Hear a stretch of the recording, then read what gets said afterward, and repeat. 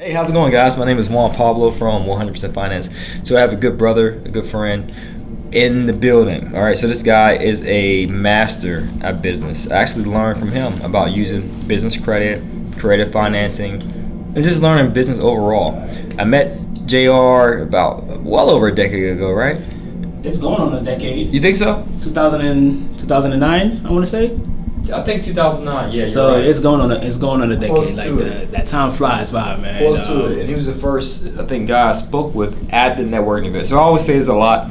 My first real estate investing event, I felt like a fifth grader in a college course.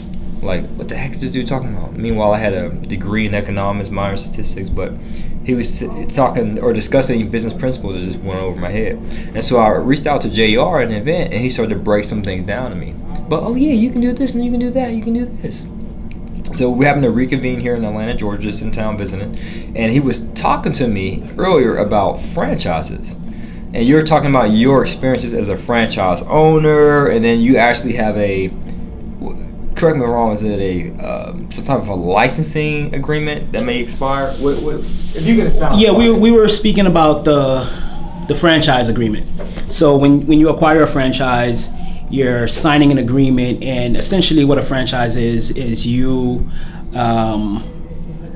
buying the rights to utilize the name, the branding, the products, the systems for this company. So what makes McDonald's McDonald's is the golden arches, right? What makes Chick-fil-A Chick-fil-A is that little chicken on the logo, right? And but in addition to that, it's the recipes, the business model, the way that they do business, and you acquire the rights to utilize all of those systems, to use the name, to use the various trademarks. So for example, in addition to McDonald's, the Big Mac, that's a trademark. McDonald's owns that. You're not gonna find a Big Mac anywhere else. I guarantee you, if I open up a Joe Schmo's burger store and I call my burger the Big Mac, that's going to be awesome. That's going to be a problem. But essentially, that's what you're buying into when you buy into a McDonald's franchise. And so the franchise agreement spells all of that out. And I was telling Juan earlier that has a lifespan to it, though. So for example, I'm a co-owner of an Edible Arrangements franchise, and that initial franchise agreement was for 10 years. And we were just talking about it expiring in 2020, and we were just discussing like what I would do going forward and what my next steps are going to be. And so, you know, it's just interesting that that so much time has gone by that it's almost going to be 10 years into 2020. Initially acquired it in 2010, and that time just flew by, man. And so now I'm trying to figure out what my exit strategy is going to be. I'm looking to sell the business at this point, and in 2020 it definitely expires. So whatever I'm going to do has to, you know, I have to come up with that idea, with that strategy, that plan for implementation before that time comes. Because when it expires, I have a decision to make. Do I want to renew, or do I just want to kind of walk away from the business at that point? So what are the pros and cons of starting a franchise? Better yet, comparing starting a franchise and starting your own business. What should be, what thoughts? Okay, first you want to do, I think, an evaluation of yourself. More often than not, we don't sit back and kind of determine who we are and how we like to operate.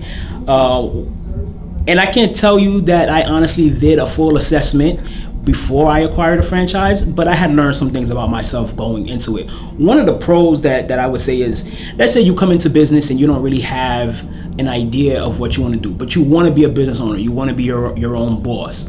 And that's kind of how I got in. I wanted to be my own boss, I wanted to be a business owner, but I didn't have a great idea. I didn't have the next Facebook. I didn't even have what you're doing now, as far as you've created 100% Finance and you're kind of building a business around this. But this is an idea, right? And you had a vision for it. I didn't even have that. So I started to look into franchising because somebody else already created the business. They've already sort of developed the vision for it. They created the business models, the various systems that you need to implement in order for the business to run the way that it should run.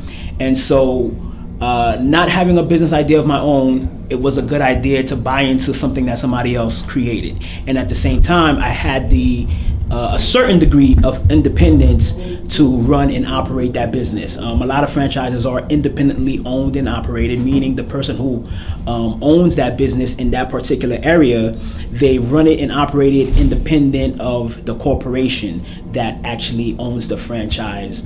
And so that is one of the pros. If you don't know exactly what you want to do, how you want to do it, you might want to look into franchising because it's already been built out for you.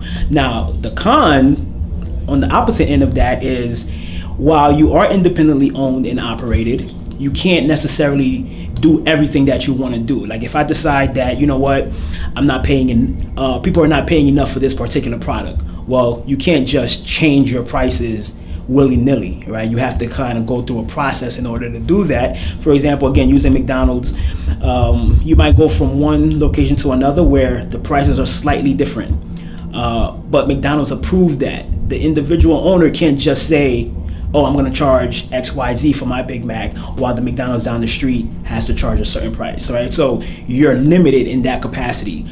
You're also limited in sometimes when you can or can't be open. You can't just close anytime you feel like it. You have to follow their systems, their models. But at the end of the day, that's not necessarily a bad thing. Again, it depends on what degree of independence you're looking for. But remember, they built this out. It's tested. It's tried and true. So you don't necessarily want to go too far away from it. But there are days when you have an idea that you want to implement and you can't implement it because you have to go through a process to do that. At the end of the day, you don't own those golden arches. Like I don't own Edible Arrangements, the brand. I have to go through someone to implement certain ideas that I might have that might not necessarily mesh with what it is that they're trying to do, right? So that, I would say that's one of the cons. I would say that's a huge con, especially if you're trying to vendor shop. Like for example, if I'm working with a vendor for my company that I created, and let's say prices change or I find someone who has better prices or better service, at a drop of a dime I can switch vendors. But with him, there's bureaucracy, there's red tape, there's I need to get prior approval before making this change. Otherwise, it's going to slap you on the wrist and say, hey, don't do that. Yeah. Right? But I would say based on the E-Myth, you know, he says there's three types of people. There's the technician, the manager, and the entrepreneur. I would say if you're great at management, not necessarily brainstorming all the ideas, but once you have the paperwork, the procedures in place, the SOPs, everything documented, then if you're that type of person, I think a franchise would be great for you. Or if you're a person like, hey, I'm a serial entrepreneur, I'm making so much cash, I need to dump it somewhere, but I want to dump it somewhere in which I know this is a system that already works, like Starbucks or Dunkin' Donuts, Subway, so forth.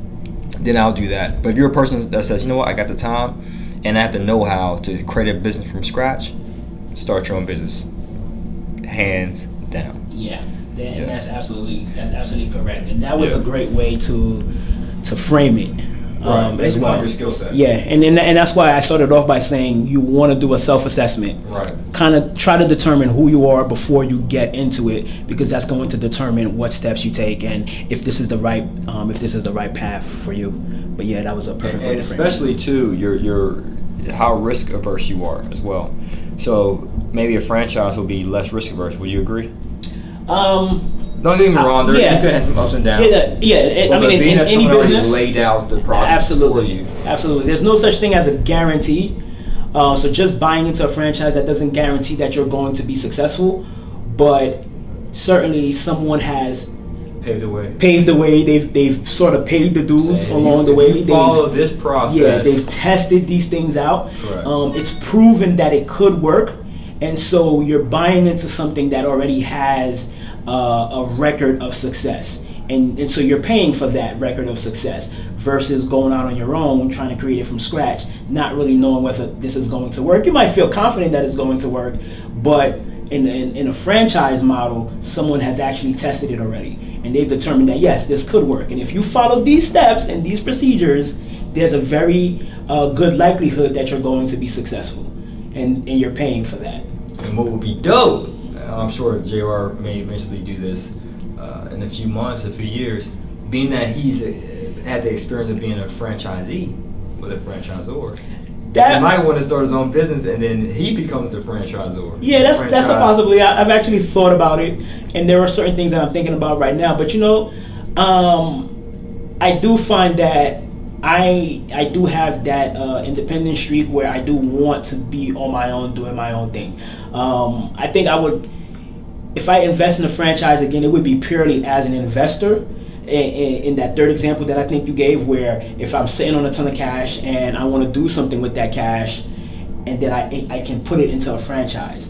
And I understand what I'm getting into, but I'm also putting in a team that's going to manage and operate those franchises on a day-to-day basis, where I'm not an owner-operator, where I don't have to be there. It's like I just take my money, put it in here, hire a staff, hire a management team, and just like how I might buy a piece of real estate and hire a property manager to oversee the management of that property, I would buy a franchise and hire a management team to oversee the operations of that franchise. But I'm like a degree removed from it. That I would certainly do. But I'm so independently minded now that I think even if I created an idea and I wanted, and if somebody else wanted to buy into it, I don't even know if I would do the franchise model, because I would try to maybe implement my own mindset on them, and implant my own mindset onto them and say, hey, listen, I can help you get this thing up and running. Here's the business model.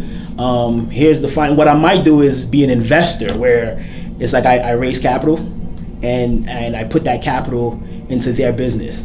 And if I believe that they have the potential to be successful, if I see that they have the right stuff in order to make it work, then maybe invest capital into them, but not necessarily owning like a piece of the business. Angel investors? Yeah, as an investor, you know what I'm saying, venture capital, private equity more so than venture capital, okay. Where it's like I raise the money on this end, or even if it's my own money, and then I kind of put it to work in various locations where it's like I might have created the model, developed the model, it was proven to be successful, and if you're interested in participating in that business, it's like, all right, here we go, I got some cash, I can invest that in you, and my return would be from profits, not so much from franchise fees and royalties or anything like that. I don't think I want to do that. Right, and piggybacking on the franchisor, owning franchises, I'll also say if you're a high net worth individual, such as Shaquille O'Neal, Jamal Mashburn, Peyton Manning, these are highly paid athletes. Probably not in the game no more. None of them are in the game no more. Yeah, they're all retired now. Yeah, the ones I've named. But these guys are super rich because they took their high earning check from their, what do you call it? Essentially, what was their job? What was their job? Yeah, because they were highly self-employed people, right? Or high paid employees. But they took that money and then put into franchises where they didn't have to go through all the learning curve of learning ins and outs of businesses.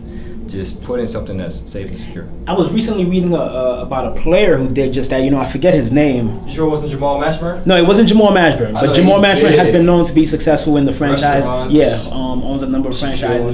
But it wasn't him. It was